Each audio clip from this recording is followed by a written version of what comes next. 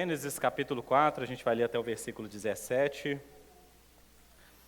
A palavra de Deus diz assim: Então Adão teve relações com Eva, a sua mulher. Ela ficou grávida e deu à luz Caim. Então ela disse: Adquiri um varão com o auxílio do Senhor. Depois deu à luz Abel, irmão de Caim. Abel foi pastor de ovelha e Caim foi agricultor. Aconteceu que, ao fim de um certo tempo, Caim trouxe do fruto da terra uma oferta ao Senhor. Abel, por sua vez, trouxe das primícias do seu rebanho e da gordura destes. O Senhor se agradou de Abel e de sua oferta, mas de Caim e de sua oferta não se agradou. Não se agradou. Caim ficou muito irritado e fechou a cara. Então o Senhor lhe disse: Por que você anda irritado? E por que essa cara fechada? Se fizer o que é certo, não é verdade que você será aceito? Mas se não fizer o que é certo, eis que o pecado está à porta, à sua espera. O desejo dele será contra você, mas é necessário que você o domine. Caim disse a Abel, seu irmão: Vamos ao campo. Estando eles no campo, Caim se levantou contra Abel, seu irmão, e o matou. O Senhor disse a Caim: Onde está Abel, o seu irmão? Ele respondeu: Não sei. Por acaso sou guardador do meu irmão? E o Senhor disse: O que foi que você fez? A voz do sangue do seu irmão clama da terra a mim. E agora você é maldito sobre a terra, cuja boca se abriu, para receber da sua mão o sangue do seu irmão. Quando você cultivar o solo, ele não lhe dará a sua força. Você será fugitivo e errante pela terra. Então Caim disse ao Senhor: Meu castigo é tão grande que não poderei suportá-lo. Eis que hoje me expulsa da face da terra, e da tua presença terei de me esconder. Serei fugitivo e errante pela terra. Quem se encontrar comigo me matará. O Senhor, porém, lhe disse: Não. E se alguém matar Caim, será vingado 7 vezes. E o Senhor pôs um sinal em Caim para que, se alguém viesse a encontrá-lo, não matasse. E Caim se retirou da presença do Senhor e habitou na terra de Nod, a leste do Éden. Amém. Essa é a palavra do Senhor, essa é a porção dessa manhã. Vamos orar mais uma vez. Pedir a Deus a sua graça e a sua iluminação. É isso que nós fazemos, ó Deus, que o Senhor possa iluminar o nosso entendimento, para que nós possamos compreender a beleza da tua mensagem, a seriedade que ela trata o nosso pecado, mas também como ela aponta para a nossa esperança, que possamos aprender como ser gente, como ser filhos de Deus, e que a nossa fé seja aumentada, que o nosso temor seja aprimorado, que o nosso zelo pela tua obra, ó Pai, possa ser ainda maior, ó Pai. É o que nós te pedimos em nome de Jesus. Amém. No último sermão, eu falei sobre a gravidade do pecado. Como o pecado entrou no mundo por meio dos atos de Adão e Eva, e como isso significa uma ruptura geral com Deus, com o próximo e com o mundo. Vocês lembram disso? A maldade afetou as relações de uma forma em que passou a existir um abismo entre nós e Deus, surgiu uma espécie de hostilidade entre nós e o próximo, e o mundo e nós já não estamos em uma boa relação. Como eu disse, nós vamos, de alguma maneira, destruindo a boa criação de Deus, em vez de cultivar e guardar. O próprio mundo tenta se proteger de nós, com espinhos e abrolhos, se torna espinhento para que ele não seja mais tocado, e agora nós estamos aqui na primeira geração. Adão e Eva tiveram 2 filhos, Caim e Abel. E essa história é uma história dramática, porque mostra como, logo na primeira geração, o pecado se torna algo tão grande dentro do ser humano, a ponto dele exterminar um outro. Isso é uma coisa que já é terrível por natureza, né? A progressão do pecado, ela termina no assassinato, no extirpar o outro da minha vida, né? E a gente vê aqui também a condenação que Caim recebeu, um tipo de maldição, andar errante. Então esse sermão poderia ser esse, né? Caim o errante, né? E eu acho que às vezes a gente pega esse sermão para ver como nós somos parecidos com Abel, mas o meu convite nessa manhã para você é você tentar se enxergar em Caim. Talvez tenhamos muito mais de Caim em nós do que de Abel, tá? Eu, enquanto estava preparando esse sermão, me lembrei do filme Ad Astra, onde o seu protagonista é o Roy McBrath. Vocês lembram disso? Vocês lembram desse filme? Alguém assistiu esse filme? Não, né? Só eu que assisto esses filmes aqui nessa igreja. Nem você, Carlinho. Ad Astra, bom filme, fala a verdade. A atuação incrível do Brad Pitt ali, né? Sou fã.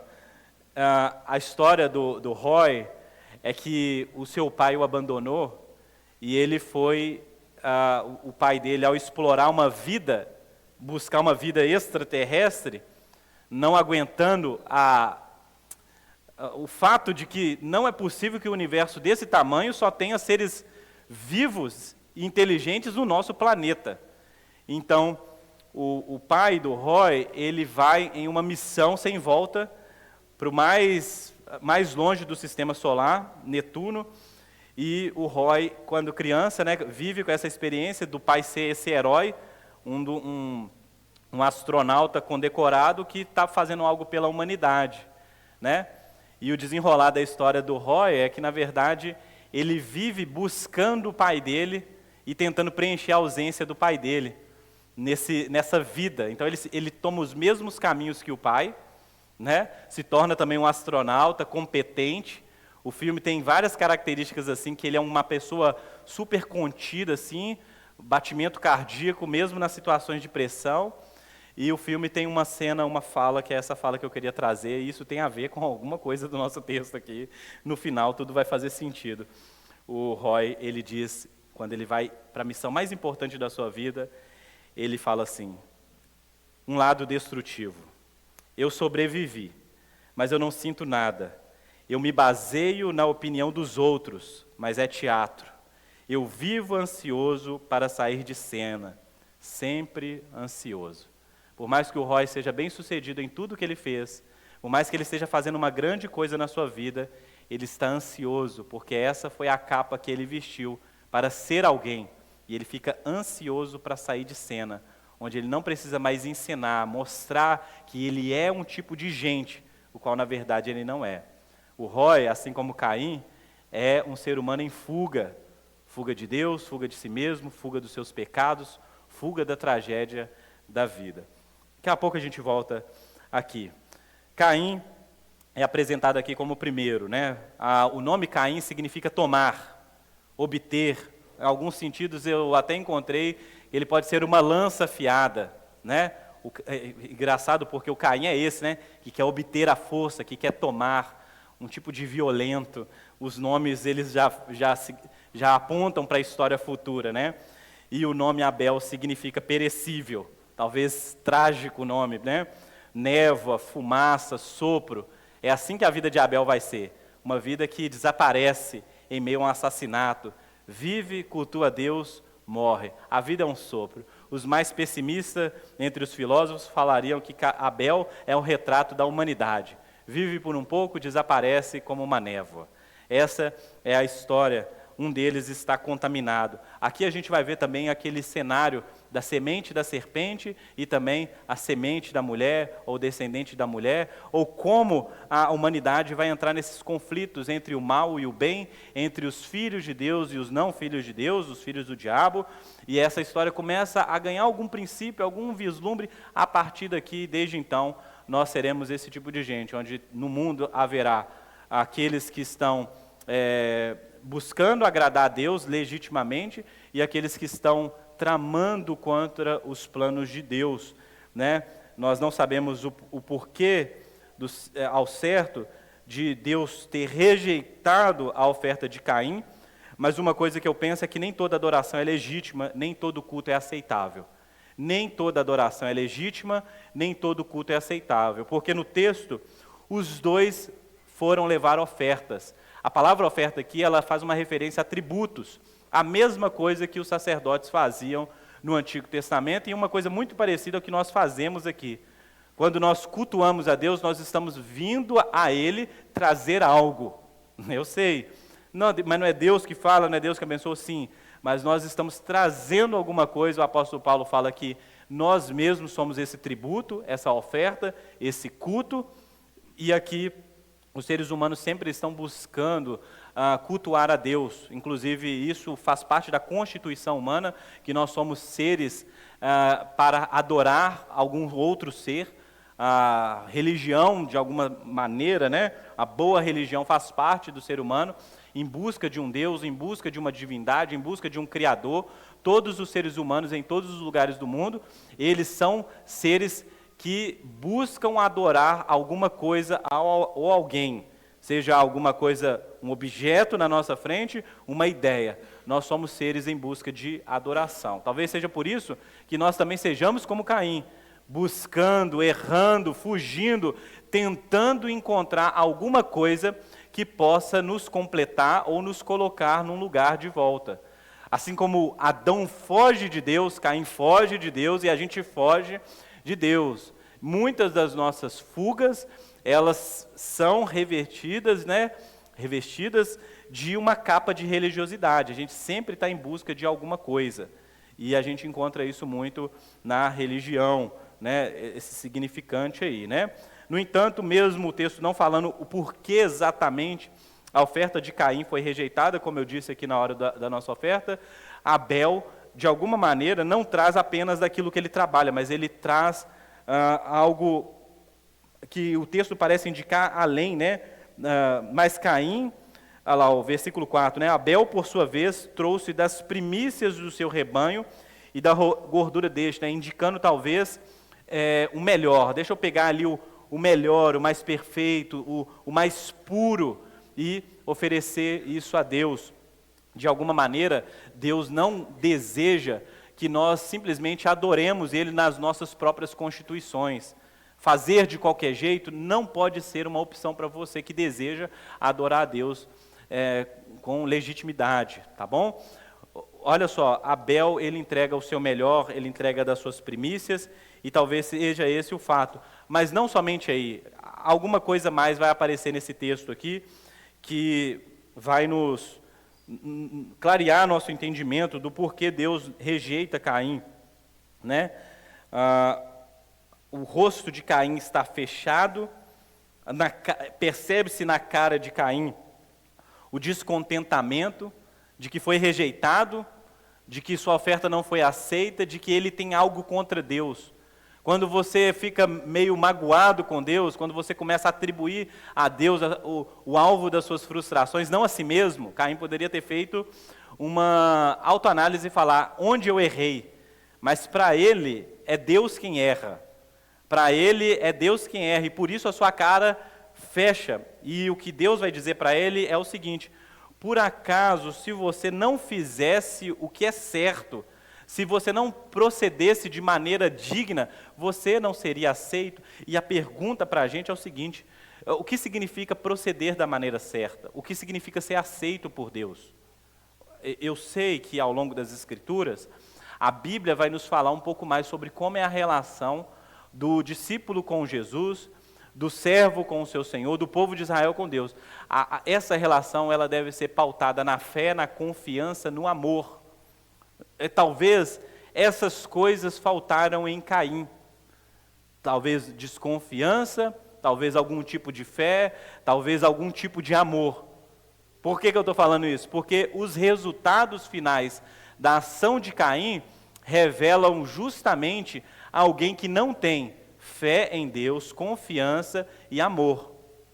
Então pode ser que o rosto de Caim denunciasse o seu coração, a sua oferta denunciasse o seu coração. Gente, olha o que eu estou dizendo aqui. Como você adora, indica como está o seu coração. Você é uma pessoa apática a Deus, você é uma pessoa que entende que culto é uma coisa simplesmente, uma liturgia vazia, eu vou lá porque tem que ser isso mesmo. olha, isso pode estar denunciando o estado do seu coração. Talvez você esteja apático, talvez você esteja frio, talvez a sua fé esteja fraca, talvez a sua confiança em Deus esteja abalada. E é por isso que isso não se transforma em um culto vibrante, como foi o de Abel aqui. A sua oferta, o que você entrega para Deus, é sempre pela metade. A sua oferta para Deus é sempre uma meia oferta. Não é o caso de Abel. Abel é aquele que se entrega por inteiro, mas Deus não se agradou de Caim, né?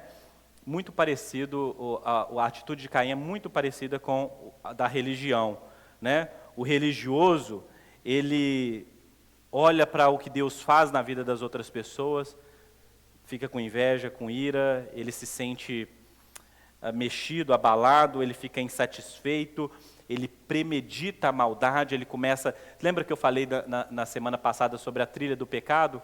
Uma ideia leva a uma motivação leva a ação. Parece que o Caim está vivendo justamente isso aqui. Uma ideia, uma motivação e uma ação. Coisas que estão sendo reveladas nas suas atitudes, no seu culto, no assassinato. Eu não estou falando de Caim, eu estou falando de nós.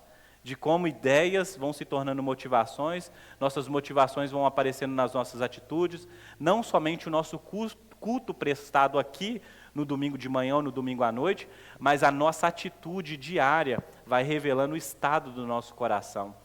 Nossa, como eu disse, né, nossa mornidão, nossa falta de... a nossa antipatia, né, com as coisas de Deus, não nos conectamos mais com Ele, nem com o próximo, como isso vai mostrando aí o estado do nosso coração. O Tim Keller, ele tem um quadro lá, eu falei, se eu não me engano, no último domingo, sobre lá no nosso discipulado, lá o quadro da religião e evangelho, vocês lembram disso? Eu falei que a irreligião, o Tim Keller nem considera aquilo naquele quadro. Aquela questão de não acreditar em Deus, ou até mesmo o ceticismo, né? Ele trabalha como inimigo crucial do evangelho a religião. E talvez o Caim seja um dos primeiros religiosos, né? Cultua a Deus por algum motivo, mas o seu coração está distante desse Deus. A sua prática não revela o coração dele, né? Nós temos que tomar cuidado nessa manhã com esse tipo de coisa. Vir à igreja simplesmente por tenho que vir, né? Lembra, responsabilidade faz parte da vida cristã. No entanto, responsabilidade divorciada da gratidão, da fé, ela é simplesmente religiosidade, tá bom? O Tim Keller, ele trata alguns quadros lá na religião, ele fala que a religião, a motivação é baseada pelo medo, pela insegurança. Eu venho porque eu tenho medo de Deus, eu dou oferta na igreja porque eu tenho medo do devorador, eu venho aqui porque senão Deus não vai abençoar meu casamento ou meu trabalho, vai que acontece alguma coisa, então a pessoa fica morrendo de medo de alguma coisa acontecer. A pessoa fica morrendo de medo de que se ela não fizer alguma coisa, talvez Deus fique bravo ou retribua o mal dela. No entanto, a fé genuína ou o evangelho, a motivação é baseada na alegria e na gratidão de que Deus já fez tudo. Olha o caso de Caim e Abel, gente.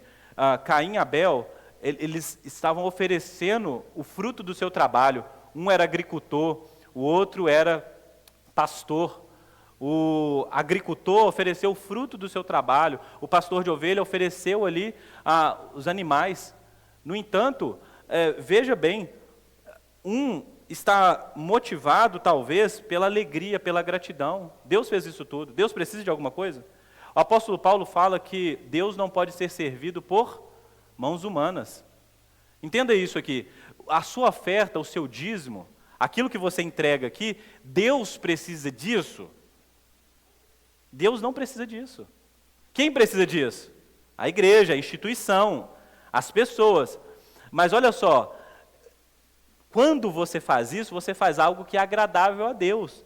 Não porque Ele necessita disso, mas porque isso é uma resposta da sua gratidão, uma resposta visível. Como que a religião pensa? Deus precisa o quê? De mim. Deus precisa de mim, por quê? Porque sem mim lhe falta alguma coisa. Então Ele precisa do meu culto, Ele precisa do meu dinheiro, Ele precisa do meu tempo. Então eu vou entender a minha relação com Deus como se Deus precisasse de mim para fazer alguma coisa. E isso é centrar a ordem desse mundo em nós. E a gente vai se relacionando com Deus, também não no que Deus já fez por nós, mas no que Deus pode, porventura, fazer, caso eu tenha a ação correta. Ser aceito por Deus não tem a ver com nós oferecendo uma boa moeda para que a gente receba algo em troca. Mas a relação correta com Deus, ser aceito diante de Deus, significa ter fé e confiança e atos de gratidão, de generosidade, como resposta ao Evangelho. Se você mudar essas duas coisas, olha só, essas duas coisas existem. Ação, boas obras, coisas que você faz, essas coisas existem.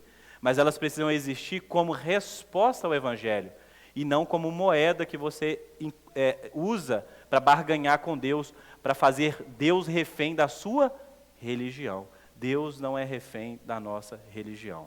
Você entende isso? Se você entender isso, a sua relação com Ele pode mudar. Você pode desfrutar de comunhão verdadeira, de alegria. A sua oferta pode ser uma expressão do seu deleite em Deus. E isso não vai ser mais um peso, não vai ser mais uma tragédia para você, não vai ser mais custoso. Eu me lembro dos dias em que para mim era custoso vir à igreja, era custoso servir a Deus, era custoso colocar o meu dinheiro aqui, ou o meu tempo, ou qualquer bem, isso me doía. Por quê? Porque eu não queria estar ali, eu não queria fazer isso, eu não via sentido em como eu poderia, com esses meus trapos de imundícia, de alguma maneira, cativar Deus à minha vontade.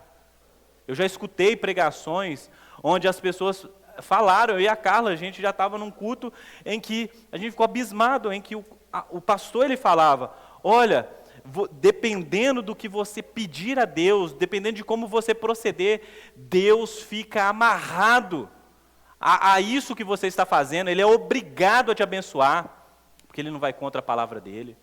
E eu fiquei em choque, como assim Deus fica cativo às nossas vontades, às coisas que nós fazemos? Será que é esse tipo de fé que Deus deseja de nós, onde nós o tratamos como uma espécie de capacho, onde nós tratamos ele como uma espécie de banco, ou de um benfeitor, que toda vez que nós vamos lá, mostramos nossos méritos, mostramos as nossas obras, levamos parte da nossa colheita, nós falamos, está aqui, ó, agora se alegra. Deus tem o direito de rejeitar as nossas ofertas. Deus tem o direito de rejeitar o nosso culto. Por melhor que nós possamos estar fazendo, ou na nossa opinião. Talvez isso, inclusive, poderia mostrar algo para nós poderíamos ter outro diálogo aqui. Veja bem, quando Caim é questionado, ele poderia ter falado, eu fiquei triste, eu não entendi muito bem, por que você não recebeu a minha oferta, por que foi assim? Nós poderíamos ter outro diálogo aqui, mas olha como Caim está na defensiva, o seu coração já está obscurecido. Ele se esquiva de Deus, ele se esquiva das coisas. Ao ser questionado sobre a maldição, agora você vai ser um errante, ele fala, vai ser difícil viver nesse mundo. Em vez de buscar arrependimento, ele fala, agora a situação vai ficar pior. E muitas vezes a gente faz isso, em vez da gente ir para Deus com sinceridade e falar, Deus, o que há de errado comigo? Por que meu coração trama o mal? Porque o meu culto tem se tornado um culto não aceito, minhas ofertas frias, demonstrando, por que eu sou assim, por que eu tenho agido dessa maneira? Em vez de nós sermos sinceros quanto à pecaminosidade do nosso coração, nós ainda estamos buscando nos justificar, né? Então, nós não queremos a consequência do pecado, quando na verdade a gente deveria estar justamente pensando sobre ela nas nossas vidas e se arrependendo e buscando salvação em Deus. O pecado de Caim poderia ter sido revertido, poderia ter parado por aí. A história dele poderia ter sido assim, eu pequei, não transformarei o meu pecado em iniquidade, mas o pecado dele se transforma em iniquidade, se transforma em algo ainda muito pior. Um erro se transforma em uma tragédia. A gente tem que tomar muito cuidado com isso, quando os nossos erros já começam a indicar que nós estamos indo mal, em vez de nós buscarmos arrependimento e fé, nós continuamos obstinados naquilo dali, e isso traz consequências duríssimas. Na religião, como nós estamos falando disso, o Tim Keller dizendo, a nossa autoimagem oscila entre dois polos. Vê se você é um religioso aqui nessa manhã. Se e quando satisfaço os meus padrões de comportamento, sinto-me confiante, mas então fico propenso ao orgulho e a insensibilidade com as pessoas que fracassam. Se e quando não satisfaço os meus padrões, sinto-me humilde, mas não confiante, achando-me um fracassado. Como você se considera diante de Deus? Quando você consegue vir na igreja todo domingo, suas ofertas estão em dia, você serve 1, 2 ministérios nessa igreja, quando você anda aí em santidade, quando você jejuma, ora, evangeliza as pessoas, como você se sente? Você se sente orgulhoso? Você acha que as pessoas que não fazem isso, ou não chegam aos seus pés, elas são inferiores a você? Porque se você sente isso, você é um religioso. Por mais que você esteja fazendo toda a cartilha correta, quando você usa dessas coisas para se sentir bem diante de Deus, você é um religioso. Aí, ó, até a inteligência artificial aprendendo aí. Você é um religioso. O que é um coração motivado no Evangelho? O Tim Keller, ele é muito clássico, que ele fala assim, a minha autoimagem não é de alguém que alcança ou vive para alcançar padrões morais. Em Cristo sou ao mesmo tempo um pecador perdido, mas aceito. Sou tão mau que ele teve de morrer por mim, e tão amado que ele se alegrou em morrer por mim. Isso me leva a uma profunda humildade, assim como uma confiança ainda mais profunda, sem que eu fique me lamentando ou sem que eu seja arrogante. Entenda essas duas marcas, né, da vida cristã. Nós ainda somos maus, pecadores. Tão pecadores que Cristo foi àquela cruz por nós. Essa é a gravidade do nosso pecado. No entanto, somos tão amados que Ele se alegrou em ir àquela cruz por nós. Ao mesmo tempo que nossos pecados denunciam que ainda há muita coisa em nós que precisa mudar, nós podemos confiar no amor de Deus que nos escolheu, que nos amou, que nos salvou, que nos perdoou. Você foi aceito, perceba bem, antes de você oferecer qualquer tipo de oferta ao Senhor. Antes de você dar o seu primeiro dízimo, a sua oferta, antes de você vir no primeiro culto, antes de você fazer qualquer proeza, qualquer grande projeto na sua vida, antes mesmo de ter consertado várias tragédias aí da sua história, antes de ter abandonado vários pecados, Deus já havia te amado, e Ele te amava de verdade. Ele não te ama mais agora, Ele te ama igual, te ama intensamente, verdadeiramente. Essa é a salvação. É que nós somos amados quando nós não temos nada para oferecer a Deus. No entanto, existe algum momento da vida cristã que a gente acha que precisa provar para Deus que nós merecemos ser amados. Então eu preciso provar a Deus que eu mereço ser amado, que eu mereço ser abençoado. A religiosidade faz as coisas para impressionar a Deus, para buscar a aprovação de Deus, para buscar a aprovação das pessoas. E quando essas coisas não acontecem, nós ficamos frustrados. Talvez seja esse o retrato de Caim. Ele estava buscando a aprovação de Deus, ele estava tentando impressionar o seu irmão. Vejamos, vamos fazer uma competição. Quem Deus vai gostar, de qual oferta vai ser a melhor? Talvez seja isso. Se você está fazendo as coisas para Deus, para ser aprovado, para mostrar, se isso esconde, essa performance esconde essa religiosidade, você vai entrar em crise, você vai ficar frustrado. Porque no dia que você fazer o melhor sermão aqui, que eu considero o melhor sermão que eu entreguei, eu não recebi tantas pessoas chegaram, você não falou, pastor, seu sermão foi bom. Nos sermões que eu achava mediano, ou que eu achava que eu estava tão ruim, as pessoas chegaram, hoje Deus falou comigo. E isso me coloca em crise, porque eu vejo que Deus trabalha nas nossas vidas, independente da gente. Apesar de nos usar, Ele ainda trabalha em meio às nossas imperfeições. Se você faz as coisas para ganhar a atenção de Deus, chama a atenção de Deus, você já ouviu isso? Chama a atenção de Deus aí, meu irmão. Vamos adorar a Deus, vamos chamar a atenção de Deus aí. Que isso, cara? Entendeu? Cristo Jesus chamou a atenção de Deus o Pai, e isso é suficiente. Nós estamos aqui porque nós somos gratos. Nós não poderíamos entregar nada, fazer nada para Deus, nada para convencer Deus de que nós éramos bons. Nós não éramos bons, nós éramos Caim. No entanto, Cristo Jesus foi àquela cruz por causa do amor que Ele tem por nós. Religião ou Evangelho? A gente precisa passar dessa fase, né? Onde o Evangelho vai guiando as nossas motivações, ações, nossas atitudes, os nossos pensamentos, e a gente vai ter uma vida inteira no Evangelho. Eu sei, nesse quadro que eu falei para você, poderia ter falado outras coisas, às vezes eu me encontro do lado da religião. Eu preciso admitir isso. Muitas vezes eu faço as coisas por religiosidade. Talvez seja isso. Eu ainda estou num processo de tratamento. Deus ainda está trabalhando na minha vida. Eu pensei que quando eu converti, que as coisas ia dar ali 2 anos, né? Tudo ia ficar... Eu ia ser esse homem de Deus que eu leio nos livros. As histórias dos gigantes da fé. Eu pensei que eu ia ser como eles em 2 anos, 3 anos, quem sabe. Mas já fazem muitos anos e eu ainda continuo com coisas para ser trabalhado na minha vida. É verdade, algumas coisas já melhoraram. Mas eu vejo tanta coisa que Deus ainda precisa trabalhar em mim. Se eu olhar para isso, um olhar pessimista, eu vou falar, parece que eu não tenho um jeito mesmo. Talvez você veja assim, você.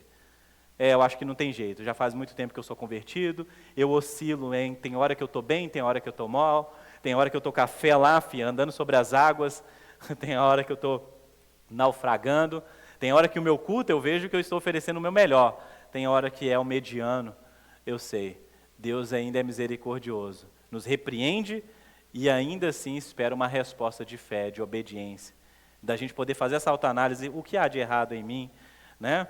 Eu sei que a gente ainda tem muito dessas coisas, né? Caim progride o seu pecado de não oferecer uma oferta que Deus aceita para algo ruim. Versículo 8, Caim disse a Abel, seu irmão, vamos ao campo. Estando eles no campo, Caim se levanta contra Abel, seu irmão, e o matou. Veja como o que eu estou trabalhando com a palavra iniquidade, né? Eu tenho trabalhado isso, de que a iniquidade é um pecado tramado.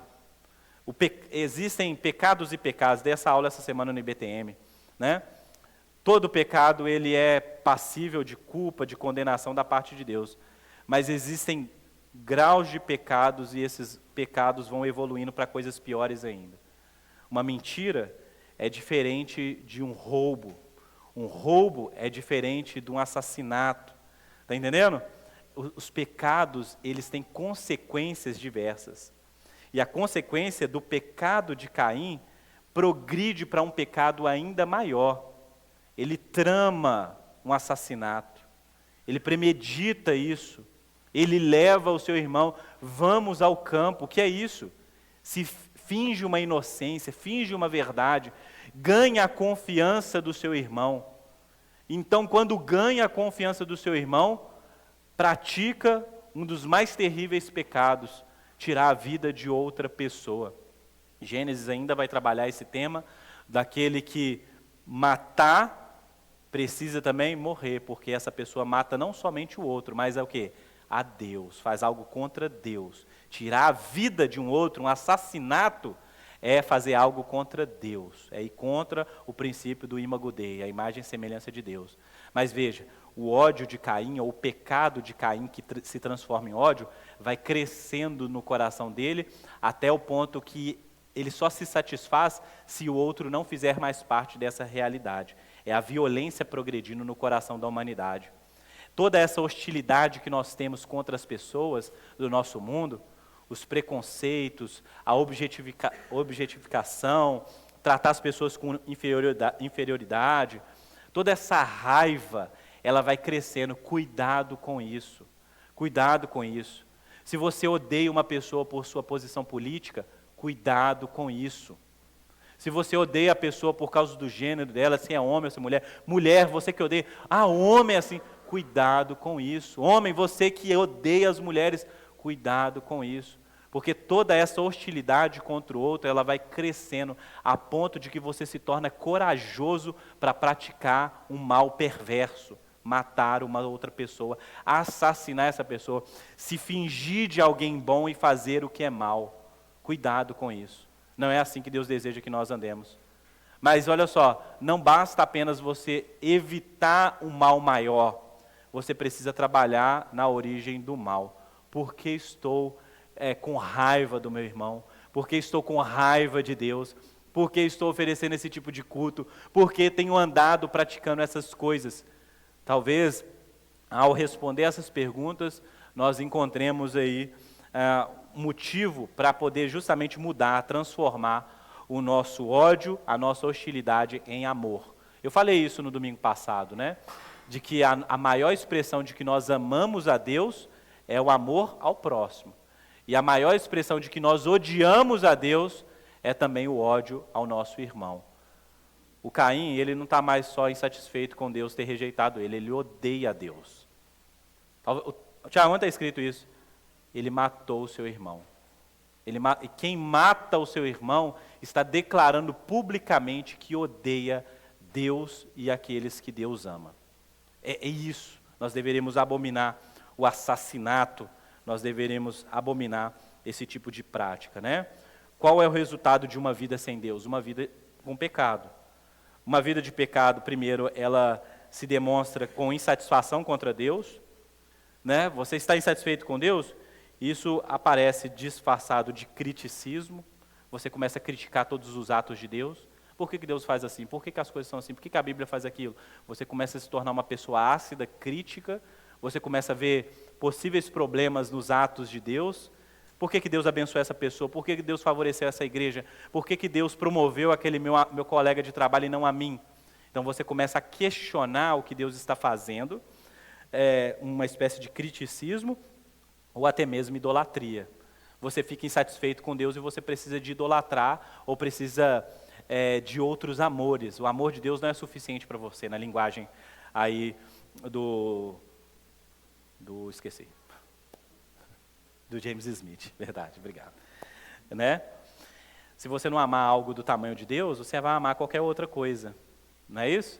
Se vir ao culto, se adorar a Jesus Cristo, se ser igreja não é suficiente para você, você vai precisar levantar outros altares, onde você possa se dividir e gastar a sua energia. Se Deus não é tudo para você, outras coisas vão... Olha só, não necessariamente você vai abandonar a fé cristã. Não necessariamente você vai negar Jesus assim explicitamente. O que você vai fazer é colocar outras coisas na mesma posição ou no mesmo lugar de Jesus. E vai tentar dividir o seu culto, a sua adoração, a sua devoção a essas coisas também. Isso vai se desdobrar para várias coisas. Segunda coisa que o pecado nos leva é a religiosidade, né? Normalmente ela aparece no legalismo. Pessoas religiosas são legalistas, porque elas acham que a sua oferta é a melhor, a maneira que elas se vestem é a melhor, o culto deve ser da maneira delas, a organização da igreja. Por que na igreja de vocês é assim? Não, esse jeito aí não é certo, não. Por que na igreja de vocês tem sala kids? Não, a criança é aqui, ó. A criança no culto é o melhor. Os legalistas, eles são fiscais da fé, porque eles acham que qualquer outro tipo de culto não é bom como o deles. Por que as mulheres lá na igreja lá usam calça? Não pode usar calça não. E por que faz isso? Está entendendo?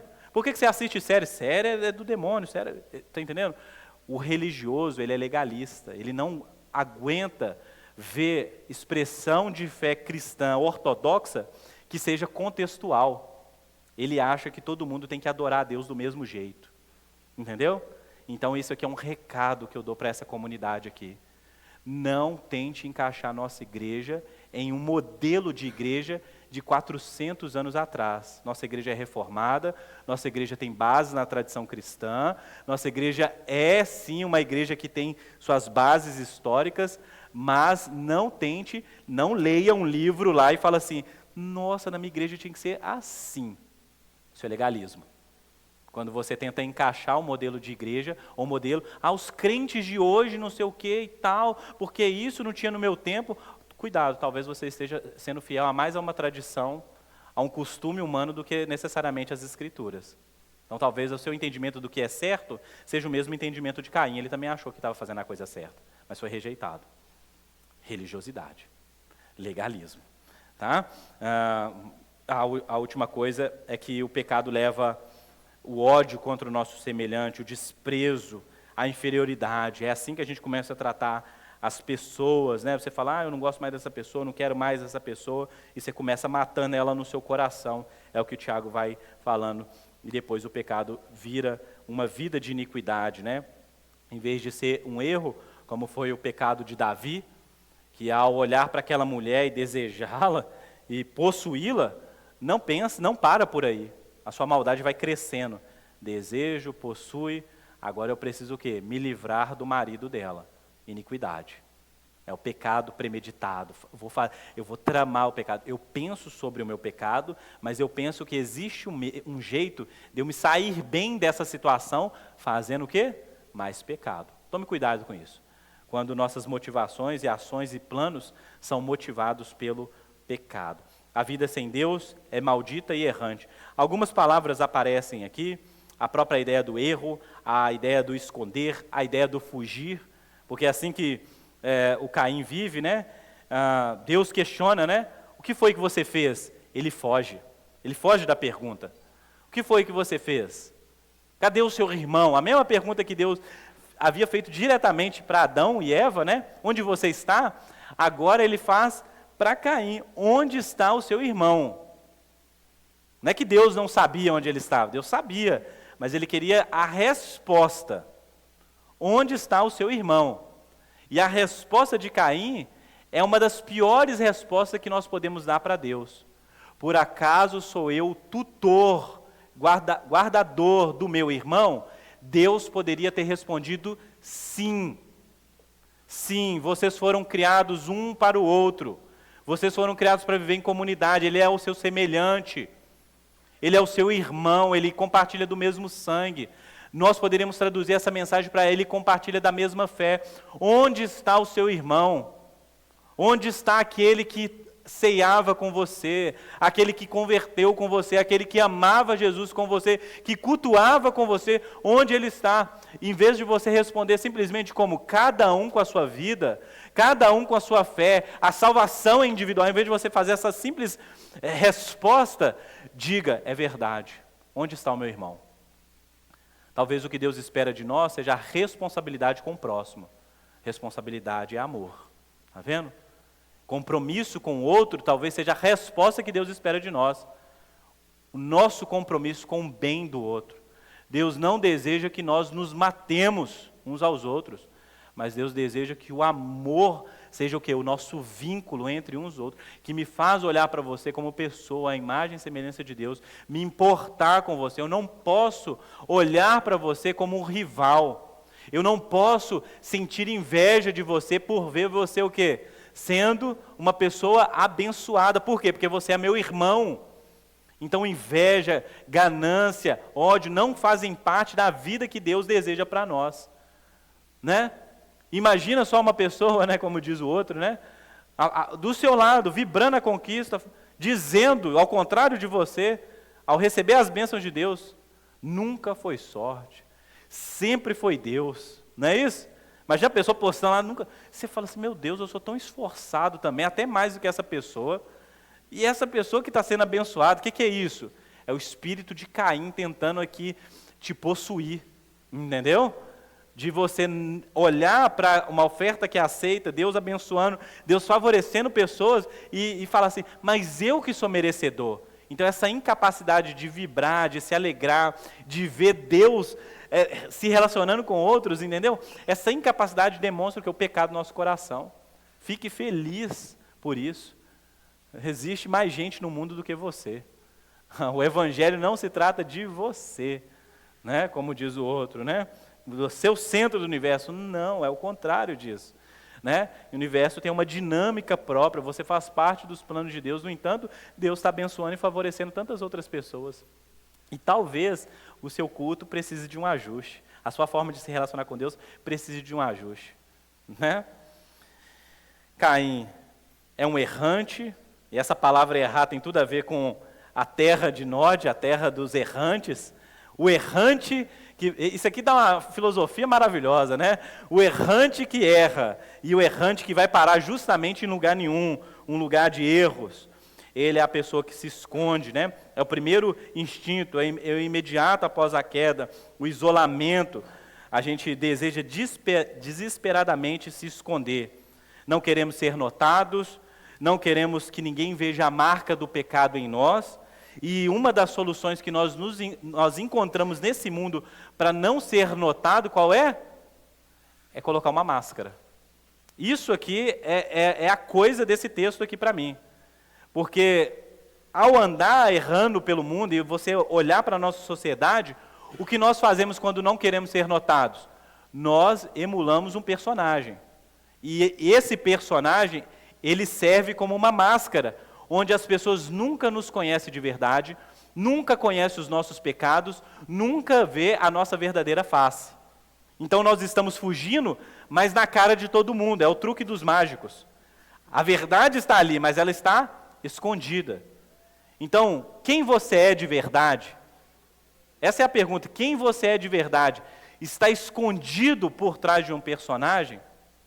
O Caim que você é, está escondido numa face de um religioso, de um crente piedoso, de alguém que essa manhã Deus tire as nossas máscaras e que nós possamos reconhecer que nós precisamos de um Deus para mudar a nossa vida, a nossa realidade.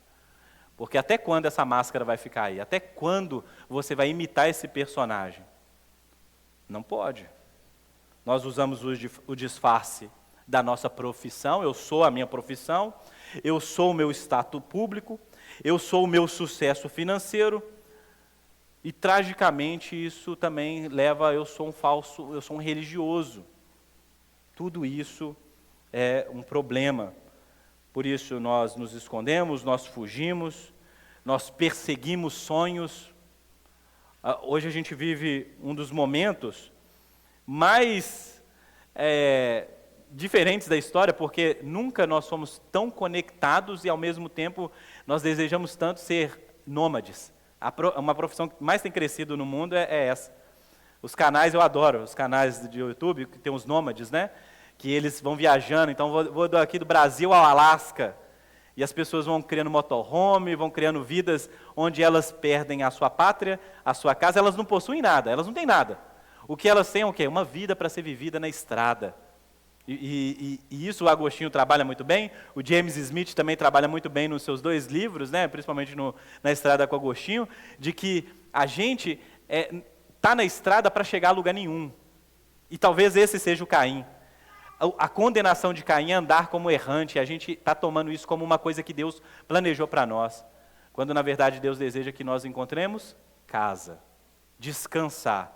Nós estamos tão preocupados em correr, em realizar, em sonhar, e nunca a gente se satisfaz em nada, nunca a gente cheguei nesse lugar, deixa eu contemplar, não. Qual é o próximo destino, qual é a próxima viagem, qual é a próxima emoção, qual é o próximo cargo na igreja, a gente nunca está contente com Deus. Por quê? Porque a condenação de Caim também se tornou a condenação da humanidade, andar errante pelo mundo, andar errante pelo mundo.